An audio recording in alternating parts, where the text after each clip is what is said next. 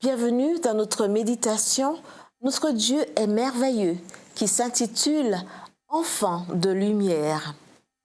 Autrefois, en effet, vous étiez ténèbres, mais maintenant, vous êtes lumière dans le Seigneur.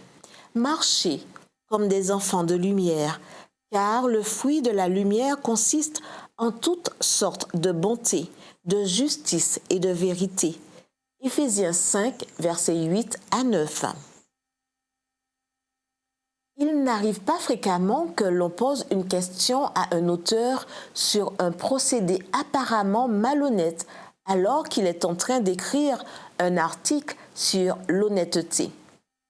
Mais c'est précisément ce qui arriva à Catherine Lay. Alors qu'elle écrivait son article « Let's be honest », soyons honnêtes, elle reçut l'appel d'une amie lui demandant un conseil concernant un dilemme moral auquel celle-ci faisait face. Cette amie avait désespérément besoin d'argent quand elle apprit qu'une société offrait 40 $ pour participer pendant 2 heures à un projet d'étude. Quel était le problème? Elle voulait que son mari y participe aussi pour gagner 40 $ de plus. Mais la condition était que les participants ne se connaissent pas. La décision n'était pas en réalité difficile à prendre. Seul l'un des deux pouvait y participer.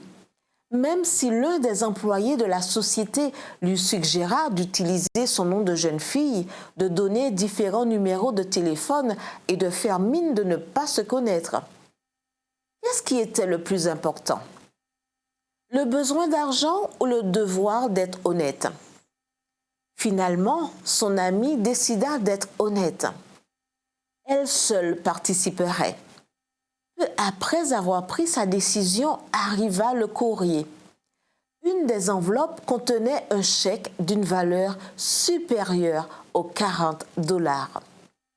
Le dilemme auquel le couple faisait face est le même que celui que nous affrontons, vous et moi, tous les jours.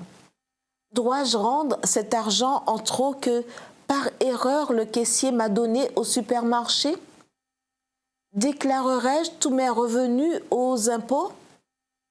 Dirai-je toujours la vérité même si je dois en subir les conséquences?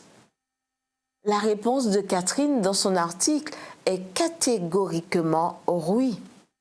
Et elle l'illustre par une petite expérience vécue avec sa petite fille de 4 ans. Elle raconte qu'après avoir acheté un carnet de timbres, elle s'est rendue compte qu'elle avait reçu plus de timbres qu'elle n'en avait acheté. Elle retourna alors à la poste, fit de nouveau la queue et expliqua à l'employé ce qui était arrivé. Tandis que l'employé, surprise, la remerciait, on entendit la voix de la petite. « Jésus ne veut pas que ma maman vole. » Cela vaut-il donc la peine d'être honnête? Absolument. En plus d'avoir la conscience tranquille, nous montrerons à nos enfants comment répondre à leurs petites tentations. Surtout, comme dit notre texte d'aujourd'hui, chaque fois que vous et moi sommes honnêtes, nous nous comportons comme des enfants de lumière. Comment pouvons-nous continuer dans l'obscurité, nous qui sommes maintenant des enfants de lumière? Prions. Aujourd'hui, Seigneur, je veux vivre comme ceux qui appartiennent au royaume de la lumière.